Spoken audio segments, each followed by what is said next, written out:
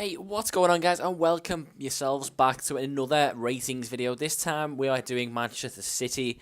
Now, before we get into it, guys, if you are new around here, don't forget to hit that subscribe button for FIFA, football, gossip, all that content and more. So hit that subscribe button right now. There we go. So right now we're going to start off this Manchester City ratings video. Now, the Liverpool rating video that I done went absolutely crazy, although even by my own admission, one or two of the ratings were a bit skew-if, but a lot of you agreed. A lot of you, thought that the ratings themselves were, agreed on that, like, they were going up or down or staying the same. It was just probably by how many that was changing. So that went absolutely crazy, and so did the other two videos, but not on the same level as that Liverpool one. So today, we're doing Manchester City. Now, Guardiola is obviously taken over, and signings are getting, rumoured left, right, and centre. They haven't actually done any deals yet, apart from getting in Gundogan. And I don't think they've signed anyone else, or am I just forgetting someone? I think Gundogan's that's it. So we're gonna go through the squad, including Gundogan. He is gonna be in here as well. But we're starting off, first 11, then we go to subs and reserves. So we're starting off with Joe Hart. I think he's gonna stay in an 84. He had a good season, but I don't think it was a very good season. That's the only problem. 84 for him is quite high. Obviously, De Gea's only 85, I believe. Lloris is only 85, and I think they have better seasons. So I think 84. It will be his rating. His Euro performance was pretty abysmal, let's be honest. He didn't face that many shots. I think the Russia header he couldn't really do much about. But, the Wales goal that he conceded was awful. The goal he conceded against Iceland was awful. So, just for that reason, he sticks at an 84 for me. Obviously, guys, I'm doing these ratings just on my personal view. If you've got something different or you think I'm wrong or anyway, let me know in the comments. Not hateful, just let me know what you would have, and why as well. Back it up with something. So, next up, we're going to hit up Nicholas Otamendi. Not a bad opening season. He made a few mistakes, let's be honest. And, for a lot of teams, that's an issue. But for Manchester City, you could just take him out the firing line and then bring him back into the team. I think, God knows what Guardiola is going to do with this team. That's first of all. No player is safe. So I think next season you'll see a lot of these players playing a hell of a lot better, because that's if they get the chance. Because he's going to sign someone. He's going to say, right, you're not good enough, I'll sign someone else. I'm giving Otamendi 84. It's what he was anyway. And I feel like he deserves to stay at the same. I think as I mentioned before, it was a good season, but nothing too brilliant. Next up is Vincent Kompany. Too many injuries means this guy stays an 85. I think he's a better defender than 85. When Vincent Kompany's fit and he's going for a hell of a run of games, i.e. he's playing regular football, then Vincent Kompany is a fantastic centre-back. He is one of the world's best, in my opinion. Now, obviously, like all defenders, like we mentioned with Otamendi, then he does make the odd mistake. But when Vincent Kompany's fit and playing, Manchester City are a great team. When Vincent Kompany's injured, Manchester City struggle, and that just shows how good of a player this guy is. And, obviously, if he played the whole season, I probably would have gave him an upgrade of 1 or 2. But because he's been injured for most of the time, I'm only going to give him a steady, staying on your same level card.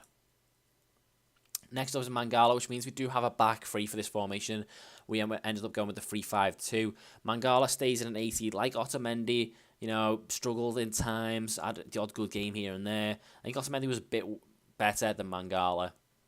Mangala seemed to really struggle a lot, and it's actually been linked with a move away, which, I think is a bit harsh. He's only 24. He does have a lot left in his career, and I think he can get better. He just needs, a few seasons, get his head down, and start to play well, and that'll help him a lot. Lovren, for example, played horribly, and then started to play well, and he looked better and better and better. So, it's a bit harsh on Mangala. I don't think he's, worthy of a downgrade. 80 is quite low as it is for the fee that they paid for him.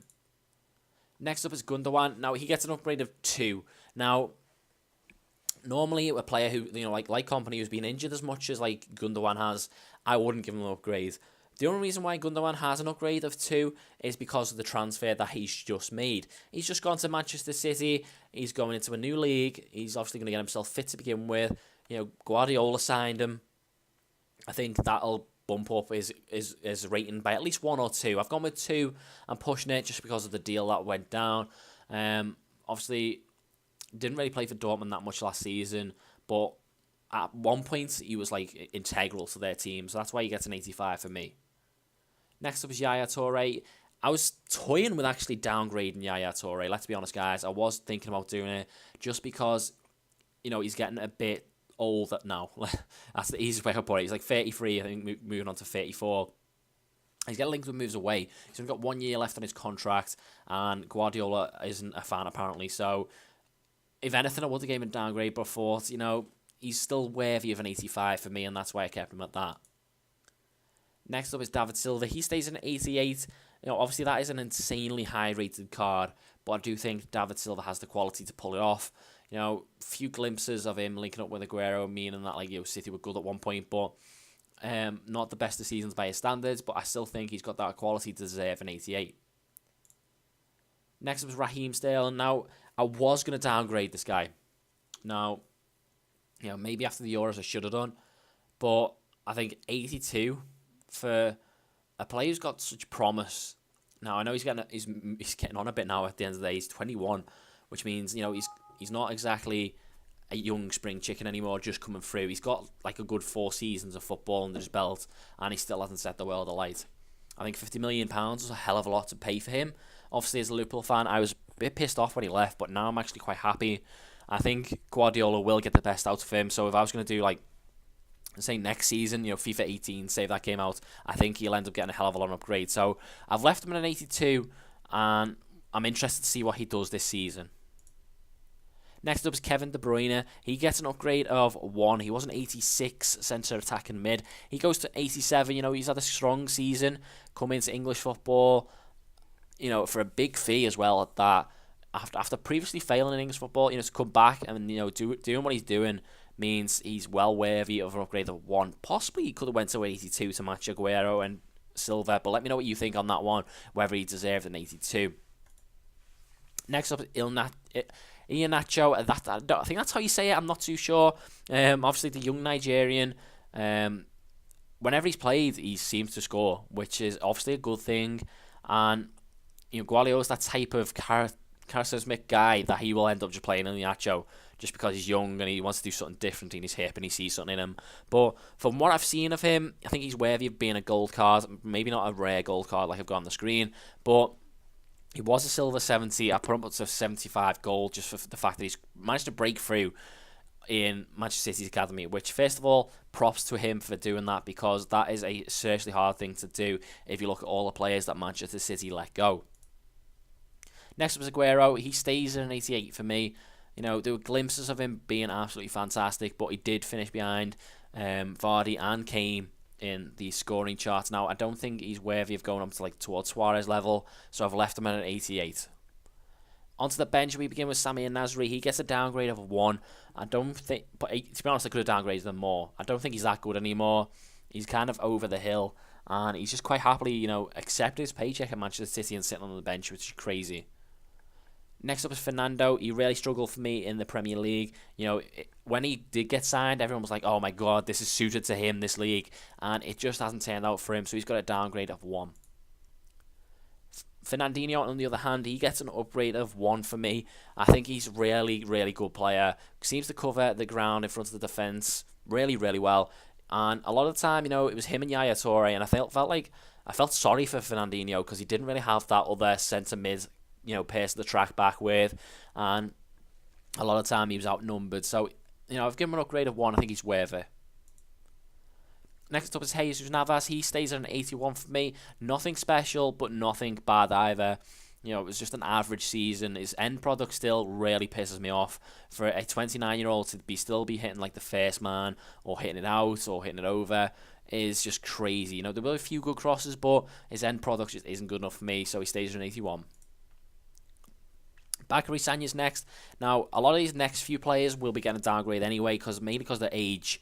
Bakary Sagna, obviously 33, he's pushing on a bit. I think he'll probably stay as a reserve, a right back, and Manchester City will sign someone else to get linked with Bruno Perez from Torino, and Sagna will end up being a backup. And I think, a downgrade of 2 is worthy for that one.